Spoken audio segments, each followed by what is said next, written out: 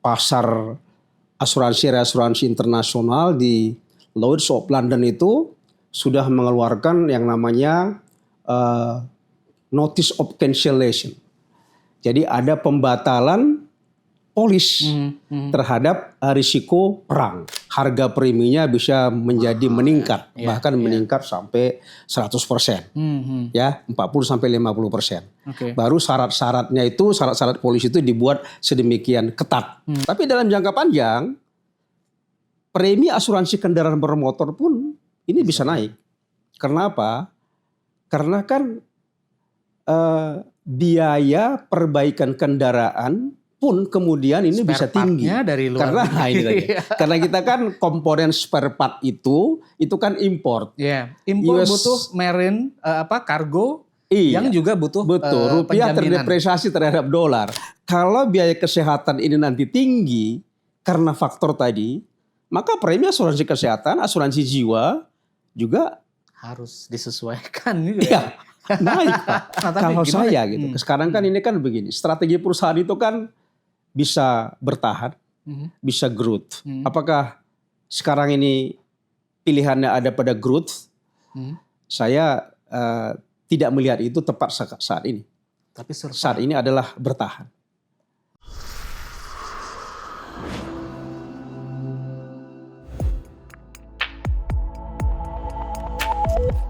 Selamat datang di podcast Konvergensi, ruang di mana ide, pasar, dan perspektif bertemu. Saya Fajar Widianto dan hari ini kita akan membedah fenomena global yang sedang mengguncang stabilitas ekonomi dunia dari jalur air paling krusial di bumi, Selat Hormuz. Bayangkan, sebuah wilayah yang biasanya dilalui ratusan kapal setiap harinya, kini mengalami penurunan trafik hingga 95%. Saat Joint War Committee memperluas zona risiko tinggi di seluruh Teluk Persia, industri asuransi maritim dunia berada di titik didih. Premi melonjak, perlindungan risiko perang ditarik dari pasar, dan Amerika Serikat melalui DFC bahkan harus turun tangan menyediakan fasilitas reasuransi hingga 40 miliar dolar. Hal itu dilakukan untuk menjaga arus energi global tetap mengalir.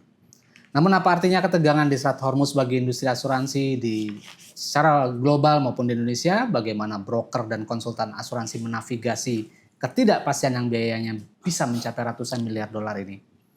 Hari ini telah hadir bersama kita seorang maestro di industri asuransi Indonesia. Beliau adalah Bapak Kapler Marpaung. Beliau adalah Chairman PT Jupiter Insurance Brokers and Consultants, sekaligus mantan Ketua Aparindo atau ABAI dengan pengalaman lebih dari 3 dekade di industri broker dan reasuransi. Beliau akan membantu kita melihat gambaran besar dari krisis ini. Oke, tema kita hari ini adalah dari Selat Hormuz ke premi asuransi, dampak geopolitik terhadap industri dan nasabah. Selamat datang Pak Kapler, sehat? Sehat, selamat sore Pak Fajar dan Investor Trust. Ya, terima kasih Pak Kapler telah menyempatkan waktunya, kesibukan mengajar, kesibukan di kantor juga di asosiasi untuk bisa sedikit berbincang-bincang di Investor Trust dan memberikan pemahaman kepada publik. Nggak cuman harga minyak, harga komoditas yang meningkat, lalu kelangkaan sejumlah komoditas akibat perang, tapi ada juga yang harus publik pahami. Ada komponen asuransi yang juga ikut harus diperhitungkan dan harus disiasati. Ya mungkin saya akan boleh sebelum memulai pertanyaan, boleh nih saya sedikit ceritakan nih siapa ini Pak Kapler ya? Iya silakan. Oh ada. Ada sedikit nih ya. CV-nya nih ada sedikit. Gambar dari Google tuh ya? Dari LinkedIn. Jadi Pak Kapler adalah setelah disebutkan sebagai chairman di PT Jupiter Insurance Broker and Consultants sejak tahun 2006. Sebelumnya beliau juga menjabat sebagai presidir PT Asuransi Binagria Upakara. Itu periode 2007-2009 ya Pak Kapler ya? Ya. Lalu beliau juga menghabiskan karirnya di broker asuransi tidak kurang sekitar 13 tahun. Di PT BGIB Insurance Broker atau PT Bimantara Graha Insurance Broker and Consultants. Jabatan waktu itu yang terakhir adalah presidir, gitu ya Pak Kapler ya. Lalu sebelumnya juga sempat menjadi komisaris utama di PT Tala Re Internasional tahun 2004-2013. Nah sekarang jadi dirut ya? Sekarang jadi dirut ya Pak. Lalu beliau juga masih aktif nggak sih Pak di ABAI? Masih di Aparindo sebagai Dewan Kehormatan sampai saat ini. Dewan Kehormatan ya, Ya, sampai saat ini. Sampai saat ini. Jadi nggak salah ketika kita mengajak bincang-bincang Pak Kapler karena medium industrinya ini udah seluruhnya bisa di di cover oleh beliau. Kita ajak bicara apa aja soal industri asuransi, nggak salah kalau kita menghadirkan Pak Kapler. Gitu ya Pak Kapler ya. Dan masih dosen di program MMUGM. Dosen MMUGM, saya yang lupa tadi disebutkan sela-sela kegiatan mengajar maksudnya di MMUGM. Total di industri perasuransian sampai saat ini sudah 41 tahun. Luar biasa, 41 tahun. Saya baru lulus kuliah, Pak Kapler udah ada di industri. Oke, baik Pak Kapler, mungkin boleh kita mulai dengan pertanyaan pertama nih Pak. Ini mungkin yang bisa digambarkan dengan gambar mungkin bahasa yang mudah. Seberapa besar sih dampak penutupan Selat Hormuz bagi rantai pasok energi global, lalu dampaknya yang secara relevan ke industri asuransi itu gimana ceritanya itu Pak? Iya, ini kan Selat Hormuz ini memang menjadi menarik tidak hanya bagi industri asuransi tapi bagi semua sektor industri yang ada di perekonomian nasional maupun global. Nah, apa kaitannya tertutupnya jalur transportasi laut Selat Hormuz ini dengan asuransi? Ya, tentu dampaknya itu, pengaruhnya itu sangat kuat. Ya, begini, orang kan mengatakan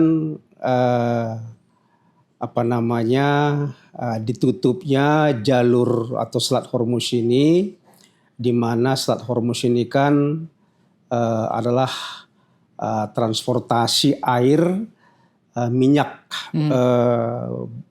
global sebanyak 20-25%, dan itu kan tertutup, begitu ya.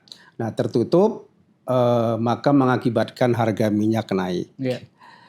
Harga minyak naik, inflasi naik. Yeah. Harga barang-barang pada umumnya juga menjadi naik. Nah, kalau pengaruh yang langsung, yang cepat terhadap industri asuransi sebenarnya adalah kita tahu kan asuransi itu ada asuransi laut atau dikenal dengan asuransi marine. Ada asuransi marine cargo, asuransi pengangkutan barang, ada asuransi marine hull, yaitu asuransi rangka kapal itu. Nah, kapal-kapal yang membawa minyak di Selat Hormuz itu kan banyak yang di stop, ya, atau tidak boleh dilalui bagi yang mau melalui. Nah, ini tentunya mengakibatkan ada risiko terhadap kapal maupun barang yang diangkut, kargonya. Artinya kargonya bisa rusak, kapalnya juga bisa rusak. Itu bisa rusak karena risiko peperangan maupun risiko karena tidak beroperasinya kapal tersebut.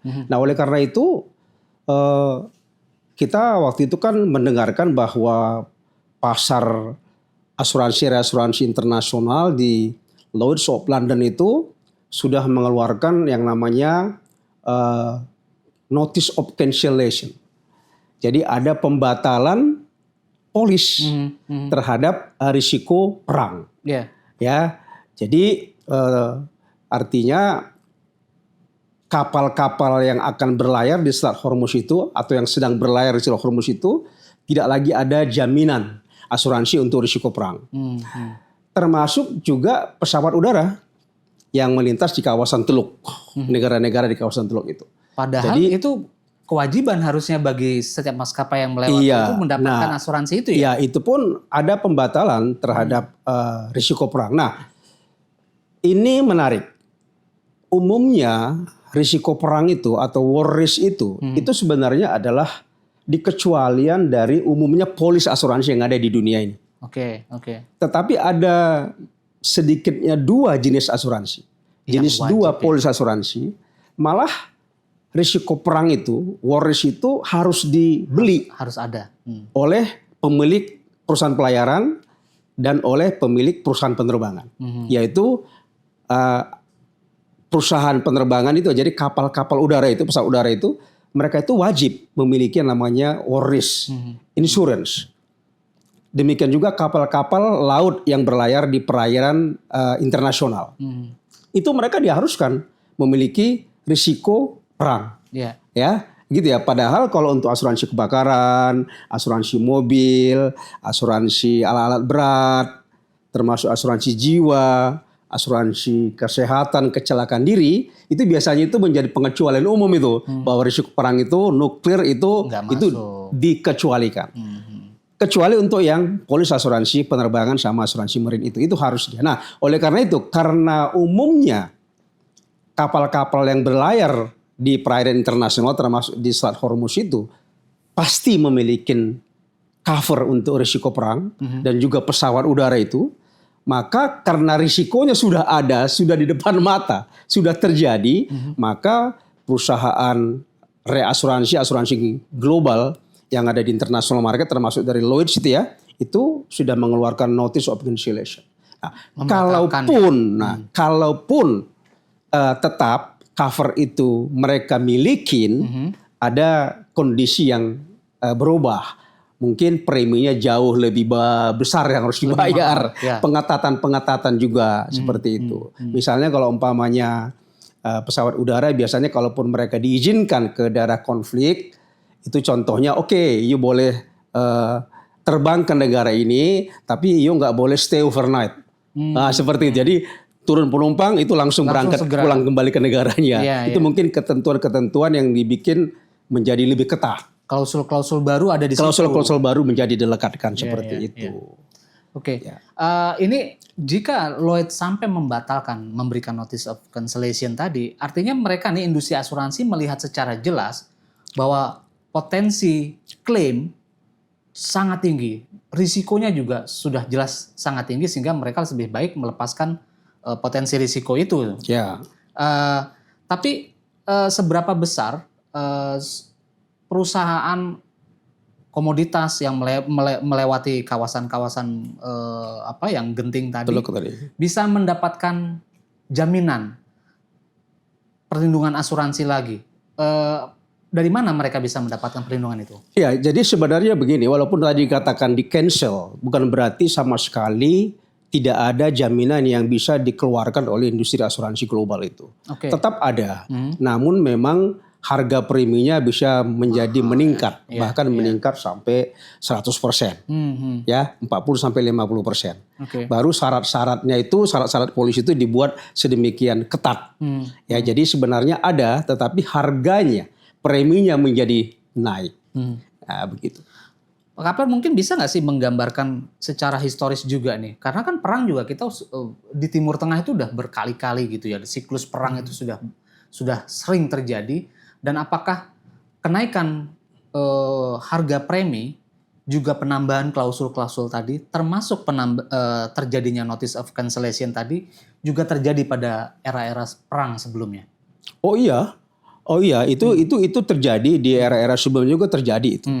Let's say misalnya perang Teluk pada tahun 1991 ya, itu semua perusahaan asuransi juga memberikan aware lah ya, sehingga bahwa risiko klaim mereka akan jauh lebih besar ya, sehingga ada notice of cancellation juga. Yes. Contoh kecilnya di negara kita saja ya, konflik di Timur. Ya, dan juga sempat ada di Aceh beberapa waktu lah. Waktu ada konflik Timur itu juga reasuransi global dari Inggris itu, Lloyd's of London itu mereka mengeluarkan notice of cancellation itu. Khusus di untuk jadi nggak boleh terbang ke Timur. Jadi pesawat itu nggak boleh terbang ke Timur. Ya, Timur ya. Sekarang boleh lah. Timur Leste. Atau kalaupun mereka terbang, mereka itu nggak boleh menginap. Seperti tadi yang seperti itu. Padahal itu konfliknya kan nggak sebesar konflik antara Amerika dan Iran. Iya, betul. Demikian juga di Aceh pernah juga ada seperti itu. Waktu ada konflik di Aceh, pesawat komersial itu nggak diperbolehkan oleh perusahaan asuransi ya. Nah, jadi perusahaan asuransi itu memang kuat juga powernya untuk memerintahkan pesawat-pesawat tertentu tidak boleh terbang ke destinasi Kalau tertentu. masih mau dijamin. Iya, seperti itu. Jadi memang itu berlaku secara umum seperti itu. Yang menarik nih, itu terjadi di luar negeri sebetulnya ya Pak ya. Tapi ada semacam dampak ikutan juga di kita gitu. Iya. Premi-premi yang harus dibeli atau dibayarkan oleh perusahaan-perusahaan marine, perkapalan untuk mendapatkan penjaminan marine cargo misalnya, itu kan ikut naik ya, walaupun mereka nggak lewat sana gitu. Iya. Itu gimana ceritanya? Iya, nah gini, bisnis asuransi itu adalah bisnis global, ya.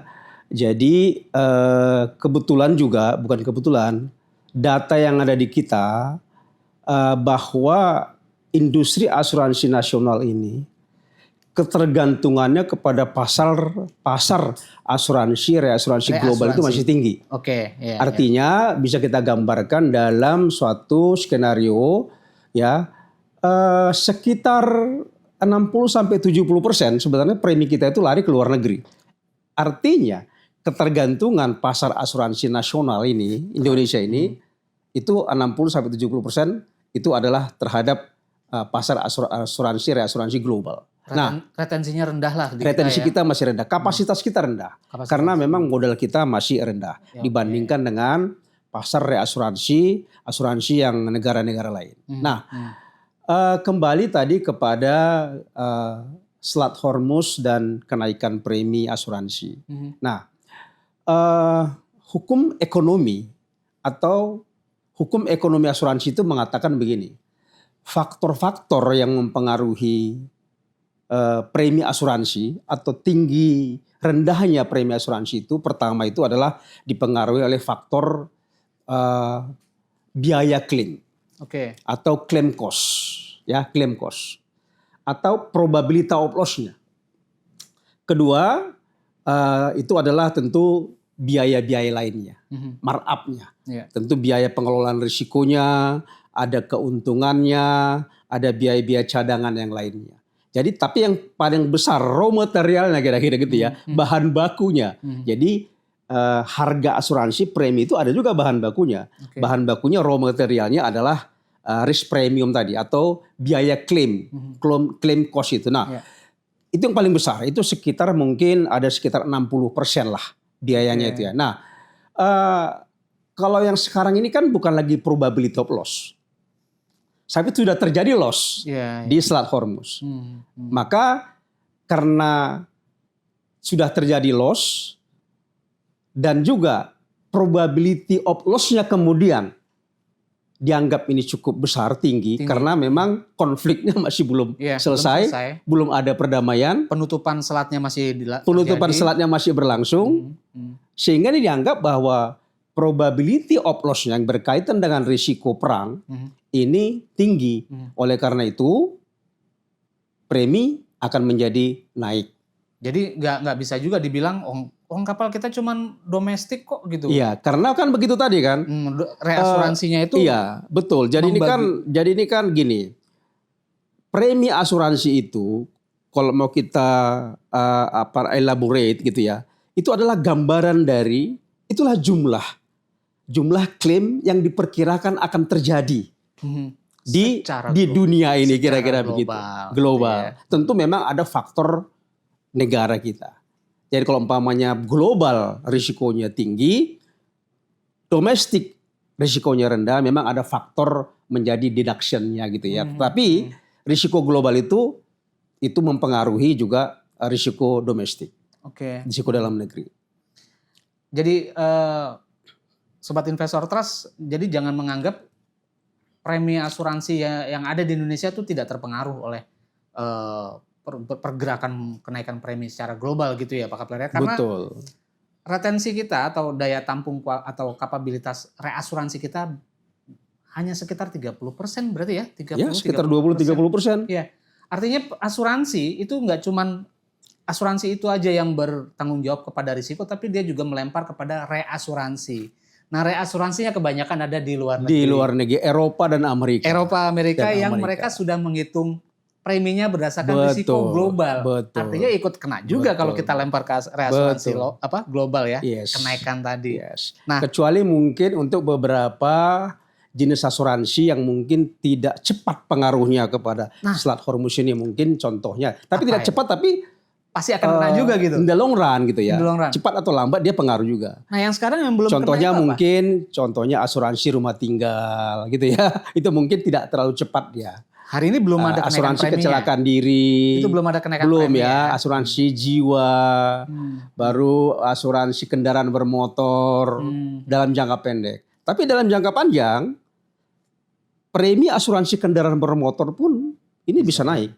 Karena apa? Karena kan biaya perbaikan kendaraan pun kemudian ini bisa tinggi dari luar karena kita kan komponen spare part itu kan import.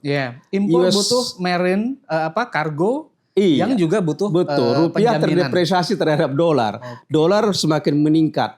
Kalau import barang import itu kan kita bayar dengan dolar. Berarti ya kan bahan bakunya spare part itu mesin-mesin untuk mengganti kerusakan-kerusakan kendaraan itu, mesin-mesin itu kan menjadi biayanya lebih tinggi. Jadi karena biaya perbaikan kendaraan sama alat berat itu mesin-mesin itu tinggi, maka premi asuransi kendaraan pun nanti bisa tinggi. Bisa juga jangka panjang ya. Kita doakan saja bahwa Selat Hormuz ini tidak sampai berkepanjangan seperti itu. Tapi yang menarik juga nih saya mau menegaskan kembali sampai hari ini berarti jika satu produk asuransi diterbitkan tanpa melibatkan reasuransi, bisa saja dia tidak mengalami kenaikan premi gitu ya. Betul. Tapi ada nggak sih produk asuransi yang tidak melibatkan reasuransi? Ya tadi seperti saya katakan tadi, ada saja untuk yang jumlah uang pertanggungannya kecil. Seperti asuransi kendaraan yang di bawah 500 juta, itu rata-rata mungkin perusahaan asuransi boleh saja mereka atas pertimbangan karena modalnya besar, dia tidak membutuhkan reasuransi. Tetapi melihat dia nggak membutuhkan reasuransi, tetapi mungkin dia tidak bisa melepaskan diri dari masalah yang terjadi di global karena kenaikan harga. Karena itu akan mempengaruhi juga untuk biaya perbaikan kendaraan-kendaraan yang harga pertanggungannya di bawah 500 juta tersebut. Oke. Selain tadi asuransi kendaraan, ada asuransi mikro ya sempat. Ya asuransi mikro rumah-rumah tinggal yang sederhana ya, rumah-rumah BTN yang itu bangsa mungkin yang bisa luput dari kenaikan premi. Iya seperti itu mungkin ya. Tapi kalau umpamanya pabrik, industri, infrastruktur, manufaktur, mungkin dia dalam waktu dekat harus. Kalau konflik ini masih berkelanjutan, saya kira preminya pun akan ikut menaik. Harus meningkat ya. Oke. Itu menarik juga ya. Ini walaupun Pak Kaprer lebih banyak di asuransi general insurance ya.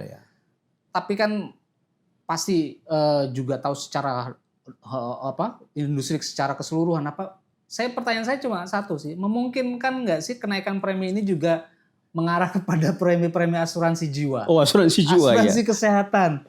Ini menarik Pak, karena asuransi kesehatan misalnya sudah didera oleh penderitaan medical inflation ya. Belum lagi ancaman ya, potensi overtreatment atau ya seperti itu ya. Artinya fraud itu ya. Belum fraud lagi. Yes. Bisa nggak terjadi kenaikan juga gitu? Iya, tadi seperti kalau kita katakan ya, yang jenis asuransi umum itu yang sangat berdekatan efeknya terhadap tertutupnya jalur Selat Hormuz ini tadi kan saya katakan asuransi penerbangan, asuransi marine, baru asuransi perdagangan ya, trade insurance itu kan risikonya itu kan asuransi perdagangan itu kan kalau barang ditahan gitu ya, disita itu kan termasuk juga risikonya kali asuransi kredit ya. Ya baru asuransi risiko politik, ya political risk, baru juga cyber risk. Baru juga ada risiko PNI, protection and indemnity. Itu biasanya yang risiko yang jenis asuransi ini ya, PNI ini, protection and indemnity ini biasanya dimiliki oleh perusahaan-perusahaan asuransi kapal, perkapalan. Oke. Apa risikonya? Risikonya adalah untuk kerugian pihak ketiga, lebih kepada polusi. Nah, ini kan bisa saja nanti kalau terlalu lama kapal-kapal itu katakanlah mangkal di perairan Hormuz itu, bisa aja nanti bocor, tumpah minyaknya, maka itu kan membuat pencemaran lingkungan. Itulah risiko yang di-cover oleh protection and indemnity.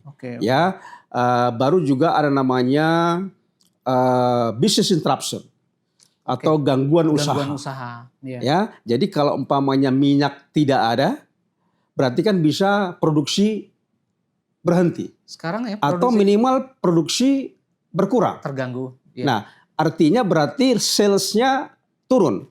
Kalau sales turun berarti profit turun. Bahkan dia mungkin akan rugi. Nah, jadi kerugian karena profitnya ini turun, itu ada asuransinya Pak. Namanya business interruption. Ini kayak sekarang produksi plastik terganggu kan? Iya, makanya dalam waktu dekat bisa saja. Nah, itu nanti ada risiko-risiko seperti itu Pak. Nah, yang lainnya apa mungkin? Nah, ini baru kan, apakah mungkin kepada asuransi jiwa? Pak, bisa saja Pak Fajar. Karena kan seperti saya katakan tadi, dalam jangka panjang Pak, kalau ini berkelanjutan. Ini kan berarti kan kalau kenaikan harga umum inflationnya tinggi, berarti kan ya ekonomi juga satu negara kan turun. Kalau ekonomi satu negara turun, berarti kan pendapatan masyarakat juga turun. Kalau pendapatan masyarakat turun, daya belinya kan turun. Turun juga. Apa yang terjadi dengan pendapatan turun, Pak? Kalau pendapatan turun berarti kan orang-orang masyarakat sudah kurang kemampuan untuk menjaga kesehatan. Karena menjaga kesehatan itu kan perlu biaya. Perlu biaya ya. Ya berarti kalau sudah tingkat kesehatan masyarakat sudah di bawah rata-rata, berarti kan potensi untuk sakit dan tingkat klaimnya ya, atau mungkin stres. Stres karena kalau ekonomi memburuk itu kan bisa stres masyarakat. Itu kan menimbulkan penyakit Pak. Jadi tingkat mortalitanya, tingkat mortalitas itu kalau di asuransi itu Pak. Tingkat mortalitas sama tingkat morbidity namanya. Morbiditasnya itu untuk asuransi kesehatan. Jadi tingkat mortalitasnya itu adalah ya kemungkinan kematian orang meninggal akan menjadi lebih tinggi, besar jumlahnya. Tingkat morbiditasnya, tingkat orang semakin banyak sakit pun akan lebih tinggi karena kualitas hidup semakin menurun. Itu kan menimbulkan biaya kesehatan yang semakin tinggi. Nah, kalau biaya kesehatan ini nanti tinggi karena faktor tadi, maka premi asuransi kesehatan, asuransi jiwa juga harus disesuaikan juga. Naik Pak, naik gitu kan Pak. Jadi ini circle yang memang nggak bisa terputus Pak. Semua berhubungan dia. Makanya oleh itu sebabnya dikatakan oleh orang Pak, industri asuransi ini adalah industri yang sangat kompleks. Hubungannya ke semua sektor Pak. Makanya dikatakan orang-orang yang kerja di industri asuransi itu harus mengetahui semua disiplin ilmu Pak. Karena semuanya terkait. Karena semuanya terkait Pak. Ya, jadi sobat investor ini juga ada pemahaman baru ya. Nggak lantas semuanya industri asuransi yang terkait dengan perang, yang terkait dengan pengapalan produk, komoditas, kontrak. Tapi juga bisa aja dalam jangka waktu panjang ya. Betul. Bisa mengganggu seluruh industri asuransi termasuk asuransi jiwa ya. Dan ini harus dipahami juga gitu. Karena pertanggungan ini juga apa artinya perusahaan asuransi juga harus memperhitungkan lebih matang apa risiko yang harus mereka cover ke depan gitu ya Pak Kapler ya.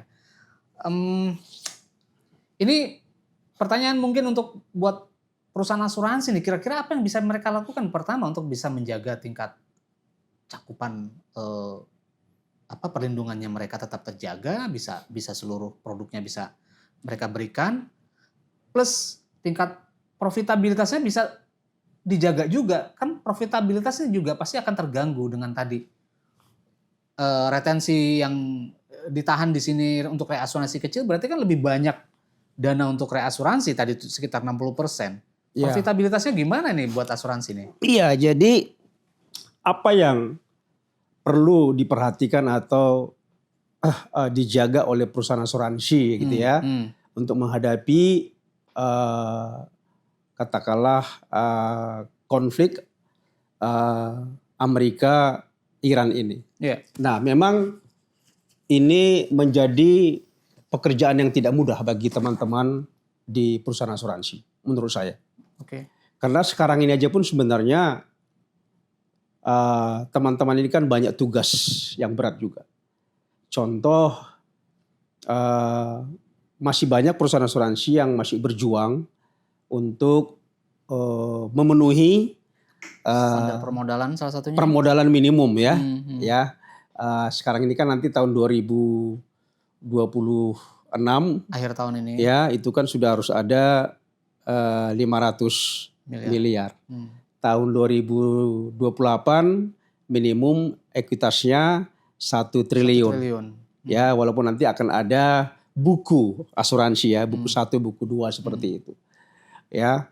Nah, belum lagi teman-teman di industri asuransi ini sekarang sedang sibuk-sibuknya bagaimana membuat laporan keuangan, PSAK akuntansi keuangan standarnya yang disesuaikan dengan PSAK 117 yang baru kan. Iya. Nah ini kan nggak gampang. Betul. Walaupun sebenarnya sudah lama diingatkan oleh regulator OJK, tetap aja kan sebenarnya teman-teman di industri asuransi ini Butuh tidak cepat untuk menyesuaikan untuk beradaptasi. Buktinya OJK juga memberikan relaksasi kan. Iya, beberapa kali. Bahwa yang biasanya laporan keuangan yang audited perusahaan asuransi, reasuransi itu kan selambatnya harus dikirim 30 April setiap tahun. Sekarang tahun ini itu diperpanjang menjadi kalau tidak salah sampai dengan 30 Juni 2026 nanti. Ya itu hanya perusahaan asuransi ya, reasuransi. Tapi kalau untuk perusahaan penunjang seperti Pialang itu tetap batas waktunya tetap 30 April setiap tahunnya. Nah, tidak mudah ya. Ada pekerjaan rumah yang sebenarnya tidak mudah juga. Di sisi lain mereka akan dihadapkan kepada situasi pasar asuransi reasuransi global yang sekarang sedang kehit seperti itu. Nah, tentu sekarang ini saya melihatnya adalah bukan lagi mungkin nggak tepat kalau saya mengatakan fokus kepada profitabilitas ya. Tapi bagaimana bisa survive dan sehat. Kan seperti itu ya. Jadi mereka sekarang udah profitabilitas belakangan lah. Tapi kalau gimana? saya gitu. Sekarang kan ini kan begini. Strategi perusahaan itu kan bisa bertahan, bisa growth. Apakah sekarang ini pilihannya ada pada growth? Saya tidak melihat itu tepat saat ini. Tapi saat ini adalah bertahan. Ya syukur-syukur bisa ada pertumbuhan sedikit. Growth sehat kan gitu ya, tidak punya liability. Nah oleh karena itu untuk dia bisa bertahan maka dia harus disiplin di banyak hal. Disiplin di dalam menerima risiko. Jadi tata kelola perusahaan benar-benar harus dijalankan dengan sebaik-baiknya. Saya kira kita semua sudah memiliki rambu-rambu, sudah memiliki arah. Sudah memiliki guideline yang semua itu bahkan sudah banyak diatur melalui peraturan otoritas jasa keuangan, surat edaran otoritas jasa keuangan. Jadi sebenarnya OJK itu sudah mempersiapkan ya peraturan-peraturan ya guideline bagaimana membuat perusahaan asuransi reasuransi itu bisa sehat. Nah, oleh karena itu ya prudent underwriting. Jadi nggak boleh lagi teman-teman di asuransi ini bermain-main spekulasi yang tinggi. Benar-benar prudent lah. Jadi kualitas risiko yang diterima itu harus dijalankan dengan baik. Jangan menganggap ini ke depan nih pendapatan underwriting ini bisa besar dari sini, tapi mereka nggak ngeliat risiko di belakangnya. Kedua, sekalipun kapasitas reasuransi mungkin akan mahal harganya, saya kira dukungan reasuransi itu mutlak. Jadi nggak boleh lagi terlalu banyak menahan risiko sendiri. Jadi backup reasuransi menjadi sesuatu kebutuhan yang mutlak sekarang ini bagi perusahaan asuransi. Sekalipun memang premi reasuransi, biaya reasuransi itu mahal, akan meningkat. Ya, baru ya efisiensi Pak. Efisiensi di dalam biaya operasional. Ya Pak ya, efisiensi di dalam biaya profesional. Baru ya yang lainnya itu adalah eh, bisa menciptakan produk yang memang tidak begitu ada pengaruhnya dari krisis Strait Hormuz ini. Inovasi. Itu mungkin produk-produk mikro lah, ya produk mikro dengan biayanya juga mungkin relatif rendah, biaya pemasarannya mungkin rendah. Jadi mungkin ya digitalisasi produk. Digitalisasi. Jadi insurtech, ya jadi asuransi yang dipasarkan melalui platform digital. Itu mungkin perlu dikembangkan. Karena itu kan biayanya kan relatif rendah walaupun memang modal awalnya relatif lebih besar tapi kan nanti biaya rata-ratanya itu kan teknologi ya variable cost itu kan bisa lebih rendah. Seperti itu Pak ya. Jadi hal-hal tersebut saya kira mungkin perlu dilakukan oleh perusahaan asuransi. Seperti itu Pak. Pak Kapler, mungkin Pak Kapler memang bukan regulator tapi sepemahaman saya Pak Kapler tuh cukup jeli melihat industri, sangat detail melihat industri, termasuk di general insurance. Belakangan ini ada beberapa risiko yang mungkin dianggap sudah terlalu besar buat perusahaan general insurance ya, salah satu asuransi kesehatan. Sampai ada 4 perusahaan asuransi seingat saya melepas, artinya sudah meniadakan lagi asuransi kesehatan. Artinya mereka sudah harus paham bahwa mereka udah nggak bisa lagi masuk ke berkompetisi di sektor itu. Nah pertanyaan saya yang ini nih Pak, perusahaan asuransi ini udah bukan lagi melihat kompetisi di sekian satu produk tertentu, tapi mereka sudah harus melihat secara ke dalam diri mereka sendiri. Mereka mampu nggak bersaing di dalam kondisi yang sangat genting sekarang ini. Kan tadi Pak Kapler bilang modenya udah bukan mode profitabilitas tapi mode survive.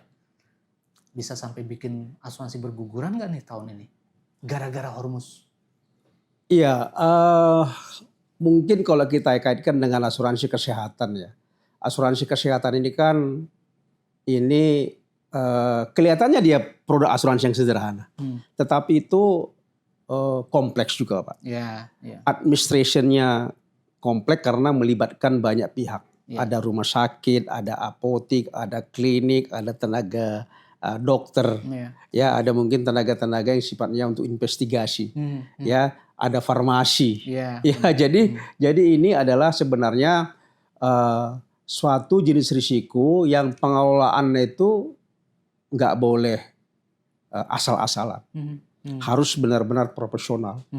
Makanya sebenarnya kalau asuransi dia tidak siap dengan sistem administrasinya maupun sistem pengelolaan risikonya, maka dia kan biasanya akan kalah ya, akan mengalami kerugian, loss ya, akan mengalami loss. Nah oleh karena itu baru portofolio. Kalau perusahaan asuransi mau menjual produk asuransi kesehatan, portofolionya sedikit, kliennya sedikit, ya mendingan nggak usah lah. Ya kecuali mungkin hanya untuk dia diwajibkan untuk mengcover mengelola risiko dari grupnya sendiri. Ya tapi kalau itu non captive, ya itu harus banyak portofolionya. Kalau enggak skala keekonomian nggak tercapai, rugi lah. Nggak tercapai. Ya. Nah jadi tapi syukurlah kan sudah ada POJK yang baru ya yang dilakukan oleh OJK tahun 2025 tentang ekosistem asuransi kesehatan. Ya, itu kan sudah ditata Pak. Ditata, ada kenaikan preminya, ada administrasi yang bagus, termasuk juga setiap perusahaan harus memiliki tenaga medis, dokter-dokter yang bisa melakukan analisa atas klaim-klaim asuransi kesehatan. Jadi itu kita harus apresiasi bahwa OJK telah melihat permasalahan yang dihadapi oleh industri asuransi kesehatan. Ya mereka mengalami kerugian. Tapi kan gini Pak, asuransi kesehatan ini kan perlu ya. Kalau nggak ada asuransi kesehatan bagaimana masyarakat berharap biaya kesehatan yang begitu mahal kalau mereka mengalami sakit atau kecelakaan. Nah, disitulah sebenarnya peran OJK kemarin itu membuat peraturan yang baru ekosistem itu Pak. Nah itu yang tadi pertanyaan saya belum terjawab tuh Pak Kapler. Kalau kondisi yang sedang survive gitu ya, pertimbangannya udah bukan lagi profitabilitas, jangan-jangan ada juga nih perusahaan-perusahaan yang nggak lagi mampu survive di tengah kondisi global yang juga nggak menguntungkan buat industri. Menurut Pak Ya, Aker, kalau bisa mungkin bikin ada yang bubar nggak kalau dalam waktu dekat eh, katakanlah insolven gitu ya, Ya, atau bankrupt gitu kan, bisa saja ada. Karena sebenarnya kalau kita melihat, walaupun tidak banyak Pak ya, ada jumlah yang sangat kecil. Beberapa perusahaan asuransi sebenarnya likuiditasnya itu sangat terganggu. Jangankan dengan memenuhi batas tingkat solvabilitas 500, 250 miliar pun sebenarnya masih ada yang di bawah 250 miliar ya. Betul. Nah, apakah nanti perusahaan-perusahaan asuransi yang ekuitasnya di bawah 250 yang belum mencapai angka 250 miliar akan tetap ada? Feeling saya melihatnya mungkin akan tetap ada.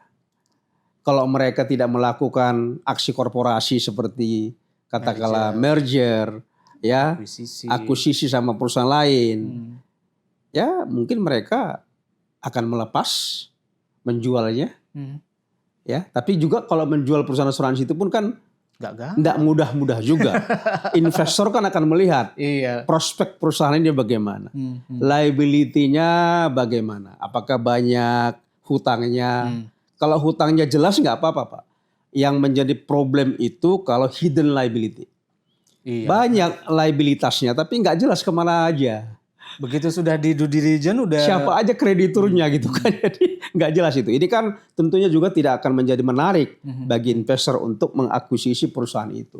Nah kondisi hari ini juga membuat appetite investor untuk tidak menengok ke perusahaan asuransi kelihatannya ya berarti ya. Karena bebannya gede banget nih hari ini. Sebenarnya begini Pak. Sebenarnya banyak investor strategis itu yang banyak melirik asuransi yang mau dia take over, yang mau dia beli.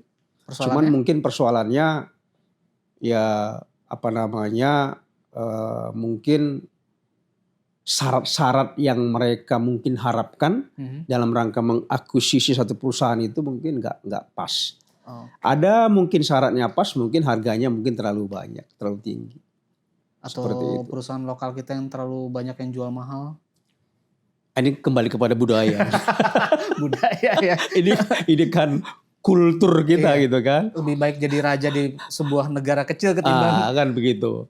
Masih bagus dia, masih lebih baik jadi raja di perusahaan kecil. Kalau dia mungkin gini, lebih baik itu saya lepas daripada saya jual katanya. Lebih baik itu tutup sendiri daripada saya jual. Itu lebih parah lagi kan kalau ada itu Pak.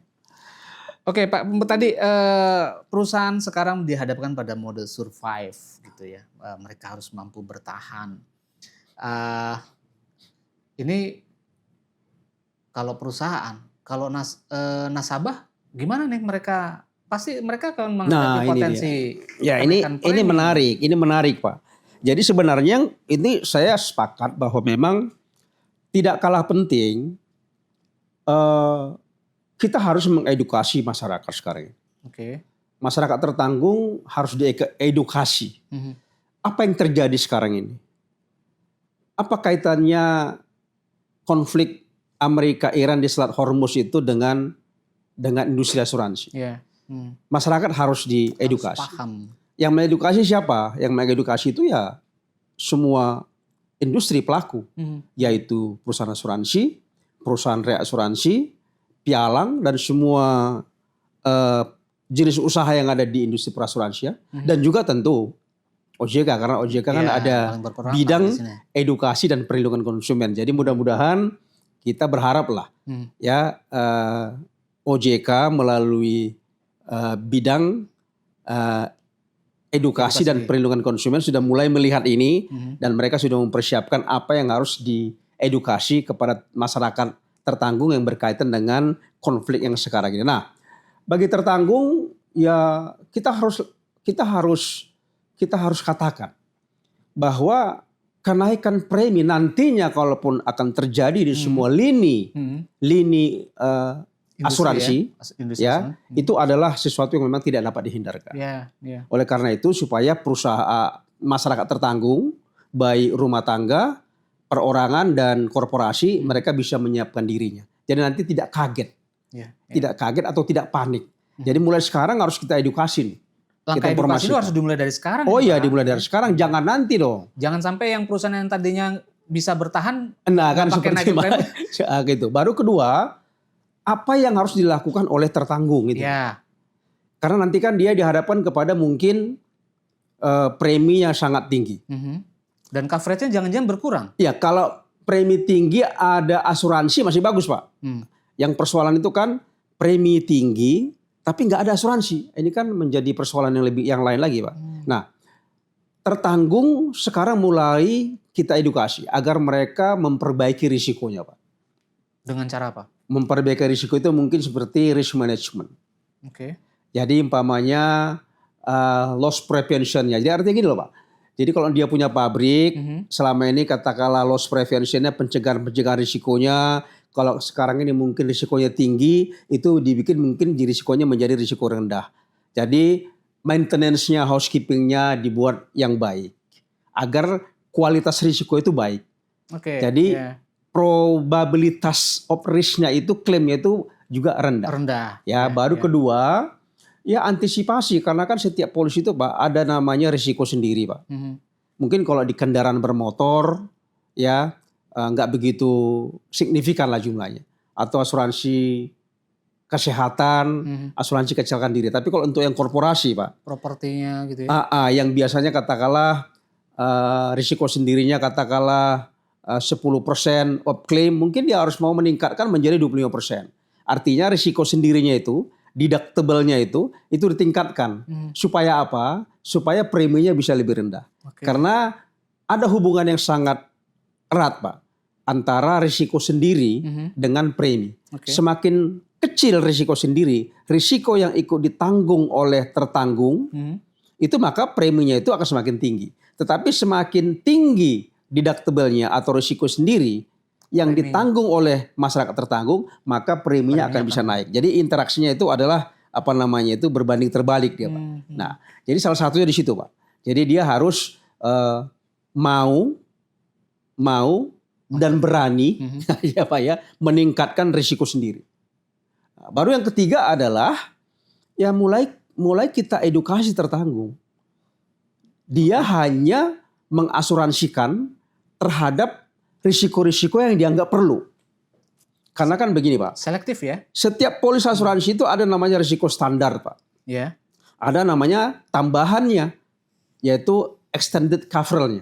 Perluasan jaminannya. Atau kalau di asuransi jiwa itu namanya riders. Contohnya gini Pak. Kalau asuransi kebakaran itu kan risiko standarnya itu ya fire kebakaran biasa. Baru petir, korslet. Baru adanya benturan dari pesawat udara. Baru adanya ledakan. Itulah risiko standar Pak asuransi kebakaran. Jaminan tambahannya kan banyak Pak. Ada untuk banjir ya. Ada untuk gempa bumi, ada untuk pencurian, kebongkaran, terorisme, sabotase. Nah, mungkin nantinya kalau mungkin premi naik, kemampuan untuk membayarnya pun mungkin turun, daya beli masyarakat turun karena income turun. Baik income turun baik oleh individu maupun korporasi, maka dia harus bisa mengevaluasi. Bisa ya udahlah risiko utama aja yang saya beli supaya preminya bisa lebih ditekan. Nah tentu perusahaan asuransi pun ya jangan maksa juga. Jangan maksa udah lu beli ini juga jangan juga. Ridernya nih lebih bagus. Jangan juga. Artinya kita harus objektif lah. Industri asuransi harus objektif bahwa memang ini saatnya kita mengedukasi dan membuatkan servis pembelajaran kepada masyarakat tertanggung dengan baik. Seperti itu Pak. Baik. Terima kasih Pak Kapler. Ini sedemikian detail apa yang bisa kita dapat pada perbincangan hari ini. Dari coverage industri yang bisa terpengaruh oleh konflik di Selat Hormuz sana, sampai kita seharusnya bisa paham bahwa nggak cuma komoditas-komoditas tertentu atau produk industri asuransi tertentu yang terdampak, bahkan bisa meluas ke sejumlah produk asuransi, bahkan mungkin asuransi jiwa yang kalau kita lihat sekilas nggak ada hubungannya gitu. Iya betul. Artinya di sini ada sejumlah Pak Kapler merekomendasikan beberapa langkah baik untuk korporat maupun terhadap individu. Mungkin ada pesan apa lagi yang mungkin ingin Pak Kaper sampaikan kepada perusahaan asuransi di domestik, di dalam negeri, juga para Iya. tertanggung? Ya, mungkin tidak hanya kepada perusahaan asuransi maupun tertanggung ya, tapi kepada semua stakeholders lah, termasuk kepada regulator gitu Oke. ya. Ya kan, mumpung kita di sini supaya nanti didengar orang bebas. Apa Ya, itu Pak? kepada regulator mungkin ya, tapi kita percaya lah, regulator sekarang ini kan OJK ini kan mereka itu kan sangat responsif ya, sangat Cepat lah. cepat melihat yang terjadi yang dihadapi oleh industri keuangan, ya lembaga keuangan. Nah oleh karena itu mungkin ya kebijakan-kebijakan OJK, kebijakan pengawasan maupun regulasi, ya itu bisa lebih kepada pro pasar lah, ya pro market lah. Artinya pro pasar, pro market tidak harus melupakan tata kelola. Tidak harus melupakan law enforcement ya, tetapi market akan menghadapi situasi yang sulit, maka supaya bisa bertahan, karena kalau tidak sehat perusahaan asuransi itu Pak, dia kan tidak kuat untuk membayar kewajibannya dalam bentuk ganti rugi kepada masyarakat. Oleh karena itu memang ya harus diciptakan Pak perusahaan asuransi yang sehat dan kuat, ya supaya memang tanggung jawab dia untuk membayar klaim kepada tertanggung itu bisa dipenuhi dengan baik. Ya Pak ya. Nah bila perlu ya insentif, ya relaksasi itu kan sudah dilakukan juga gitu ya. Nah itu dalam bentuk-bentuk yang lainnya lah. Kita yakin lah itu ya. Kita yakin bahwa OJK akan melihat ke hal yang sana. Nah baru kepada perusahaan asuransi ya tadi tuh sudah kita katakan tadi kan. Ini ada adalah beberapa step ya. Iya jadi ini kan sesuatu jadi ada yang dilakukan dengan disiplin, kembali kepada yang prudent underwriter, tata kelola. Nah satu lagi tadi kita belum singgung itu Pak. Inovasi? Mengenai inovasi produk boleh, tapi kepada yang mikro ya. Karena kan begini Pak, kalau yang inovasi produk itu yang nanti membuat preminya jadi mahal, nggak tepat juga kan Pak. Iya. Ya inovasi produk itu kan bisa yang bagus tapi harganya mahal. Iya. Itu kan kurang tepat sekarang ini. Inovasi produk atau diversifikasi produk, diferensiasi produk yang membuat produk itu bisa dijangkau oleh masyarakat, itu yang harus dipilih.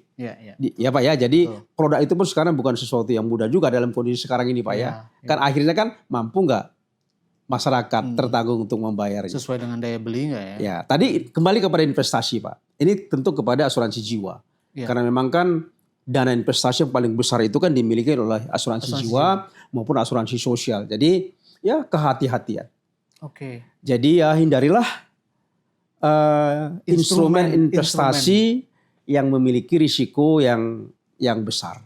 Ya sekarang ini kan saya bilang tadi Pak, nggak mungkin waktu yang tepat kita untuk mengejar profitabilitas yang tinggi. Tapi adalah survive, bertahan. Oleh karena itu kalau kita mau bertahan, ya pilihlah instrumen investasi yang memang tingkat risikonya yang serendah-rendahnya. Dan dijamin pemerintah misalnya. Ya, obligasi. Apapun lah, tapi ya, risikonya income rendah. Gitu ya, atau protection gitu kan Pak ya. Terproteksi maaf ya kan. Seperti itu Pak. Begitu Pak. Walaupun mereka diperbolehkan untuk bermain di instrumen saham. Yang berisiko tinggi ya. Kan banyak lagi MTN, repo dan lain-lain segala macam itu Pak. Seperti itu Pak. Jadi itu yang harus dilakukan. Ya tata kelola. Dan mari kita comply terhadap peraturan perundangan. Karena menurut saya Pak, aturan itu sudah sebenarnya cukup Pak. Well regulated cukup sebetulnya untuk membuat dia bisa sehat. Tinggal mau comply atau tidak. Nah itu dia Pak. Kan kadang-kadang kan comply itu kan karena ada banyak masalah atau godaan.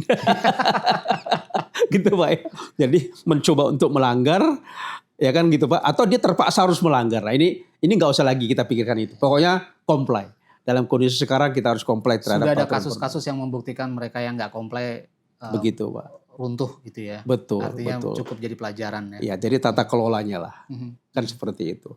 Baru yang diperlukan adalah ya hubungan kerjasama yang baik ya antara tertanggung dengan penanggung, penanggung dengan reasuransi dan juga dengan lembaga-lembaga keuangan lainnya, termasuk dengan pemerintah. Ini perlu kita kerjasama yang baik supaya terjadi sinergisitas.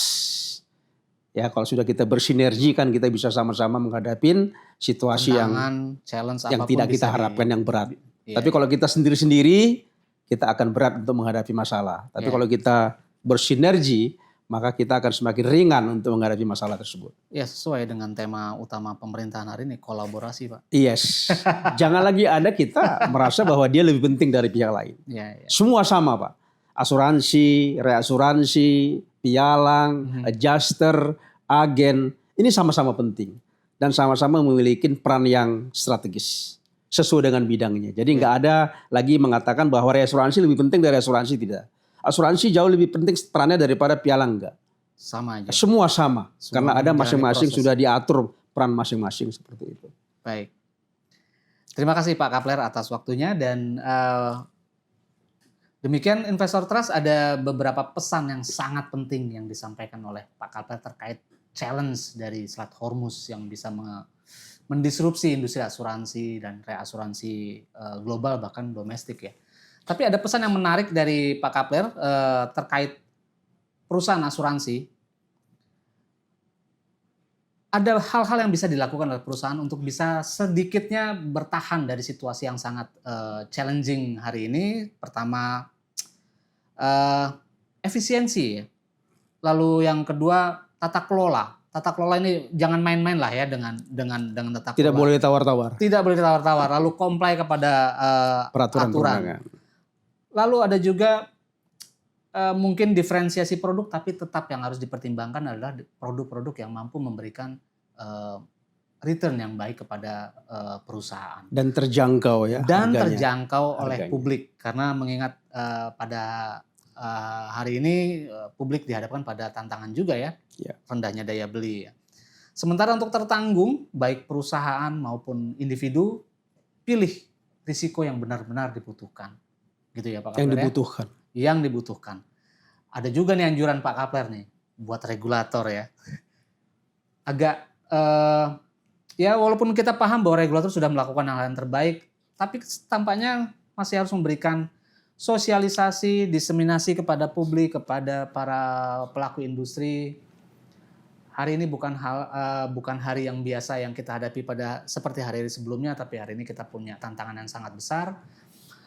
Publik harus siap dengan risiko-risiko kenaikan premi karena perusahaan asuransi juga tertekan oleh tingginya biaya reasuransi. Demikian Sobat Investor Trust, apa yang bisa kita dapat dari perbincangan kita dengan Pak Kapler Marpaung hari ini. Semoga bermanfaat. Sampai bertemu kembali di sesi konvergensi berikutnya. Salam.